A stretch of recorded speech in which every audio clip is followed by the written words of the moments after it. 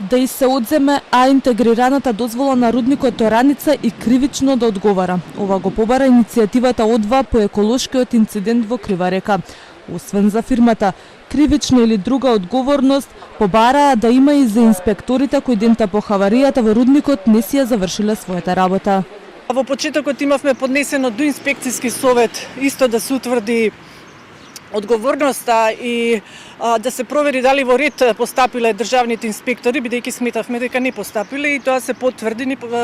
Имаме одговор дека тројца инспектори, значи од Државниот инспекторат за животна среда не постапиле како што налага законот, така да сега следиме, треба самиот државен инспекторат да или да изрече дисциплинска мерка или нешто друго, следиме што ќе се случи понатак. Екологистите прашуваат зошто инспекторите не зеле мостри и дали е точно дека се работи за луѓе кои имаат блиска врска со рудникот. Државниот инспекторат на тоа одговори.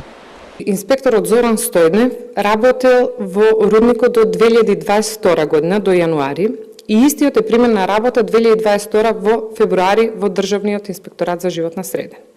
На инспекторот Благој Игновски, сопругата до 2018 година му има работено во истата компанија, но во рудник во Пробиштик во Злетово.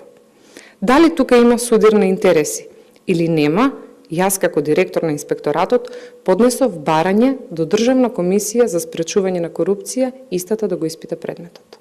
3 дена по овој престелма прати прашање до антикорупционерите. Дали отвориле предмет и истражуваат ли за судирни интереси на инспекторите и доколку да, што утврдиле. Одговори досега не добивме. Информации не најавија во текот на следната недела. Случајот го истражува и јавното обвинителство кое оформи предмет за да утврди евентуална кривична одговорност за загадувањето на Крива река од рудникот Ораница.